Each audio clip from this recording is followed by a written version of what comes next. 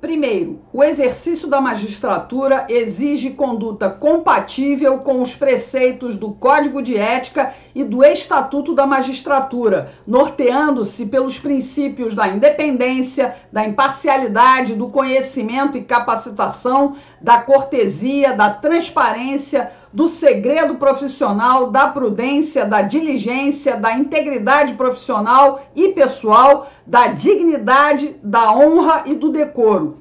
Segundo, ao magistrado impõe-se primar pelo respeito à Constituição da República e às leis do país, buscando o fortalecimento das instituições e a plena realização dos valores democráticos.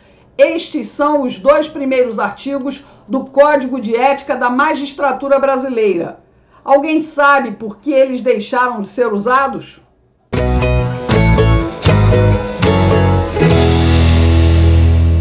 Bem-vindos, aqui tem notícia e opinião, a minha, que o Senhor abençoe, nossa edição 79, nesta segunda-feira, 19 de junho de 2023. Enquanto o atual presidente, que foi preso depois de ser condenado por corrupção em 3 instâncias, continua sua tour pelo mundo gastando como se não houvesse amanhã, um outro presidente aguarda tranquilo o possível fim de sua vida política. A viagem do ex-presidiário ocorre justamente na semana em que o TSE vai analisar a ação que pode fazer com que a esperança de milhões de brasileiros volte para o armário. Jair Bolsonaro vai ser julgado pela Corte Eleitoral, que é composta por eleitores aliados do ex-presidiário. Então a mídia começou esta semana discutindo o assunto, dando a sentença como favas contadas. Os petistas do TSE querem impedir a qualquer custo a candidatura de Jair Bolsonaro e ele ficaria inelegível até 2030. Parece que ele está conformado com o possível veredito.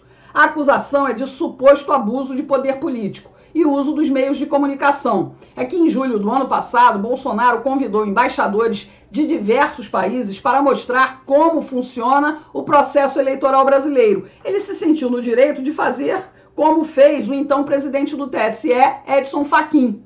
Em maio do ano passado, o petista de toga convidou vários embaixadores para falar sobre o sistema eleitoral brasileiro e pediu aos embaixadores que assim que saísse o resultado oficial da apuração eletrônica dos votos, os chefes de Estado reconhecessem imediatamente o nome do vitorioso. Interessante isso, né? Reconheçam imediatamente, não percam tempo. Semana passada, o ex-presidiário, que não consegue ter contato com o público que não seja adestrado, foi recebido com vaias no Pará. Tadinho. Não dá para entender como alguém tão popular nas eleições, 6 meses depois, já começa a ser vaiado por onde vai. Puxa vida. Enfim, como disse o corregedor do TSE e relator do processo, o Bendito Gonçalves, abre aspas, missão dada é missão cumprida, fecha aspas. Então, o que o Bolsonaro, o PL e os seus eleitores devem esperar é que a trupe petista do TSE declare a inelegibilidade de Bolsonaro. Assim, em 2026, quem da direita teria força para ameaçar a reeleição do ex-presidiário? Não é? Eu vou confessar uma coisa, particularmente é só um pensamento, tá, pessoal? Não tem informação nenhuma, é só um pensamento. Eu não acredito que vão condenar o Bolsonaro. Pô, Regina, só tem petralha no judiciário. Claro que vão. É, tem 50% de chance de derrota mesmo. Mas não sei, eu tô apostando nos outros 50%. É aquela coisa do sim ou não. Eu vou explicar. Esses caras estão fazendo tudo para tirar os eleitores bolsonaristas da parada. É prisão, julgamento embaciada, né? CPMI desvirtuada, censura. Como disse aquela anta que está na China, fazemos o diabo para ganhar a eleição, mas quanto mais eles mexem para desmobilizar a massa que apoia Bolsonaro, mais ela cresce. É aquela coisa, bate na massa e ela cresce, cresce, cresce.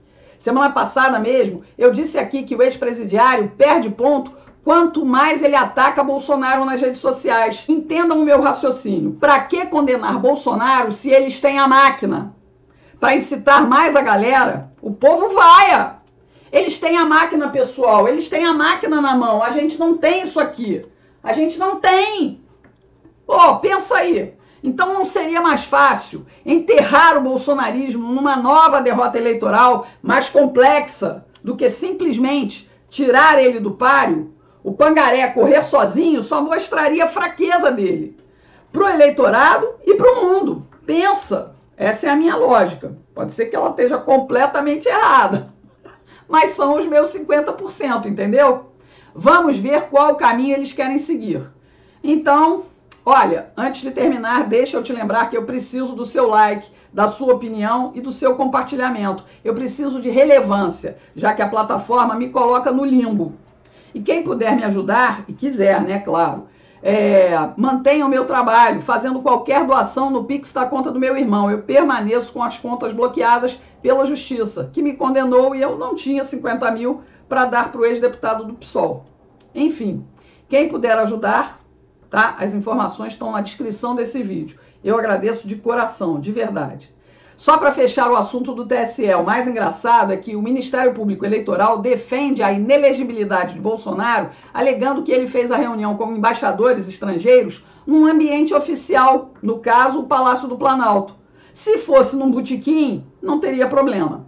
O ex-presidiário presidente anda fazendo lives com um repórter pago pela EBC, usa câmeras da EBC, a Empresa Brasileira de Comunicação, mas isso não é abuso de poder político, né?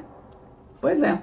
Para encerrar essa edição, a Veja publicou hoje que o Alto Comando do Exército está analisando a reportagem e os fatos sobre os zaps trocados por militares com o Coronel Cid, o assessor de ordens, né? O ajudante de ordens do presidente Bolsonaro. A revista informa que o Exército cancelou a promoção do coronel, aquele coronel Lawand, né? Que assumiria um cargo nos Estados Unidos. Ele continua trabalhando no escritório de projetos estratégicos do Exército em Brasília. O Exército Brasileiro tem pautado a sua conduta pela legalidade e transparência, está contribuindo com as investigações em curso, observando os princípios do contraditório e a ampla defesa. Essa parece que foi a resposta oficial do Exército para a reportagem da Veja. Ok. Até a próxima, pessoal. Um abraço.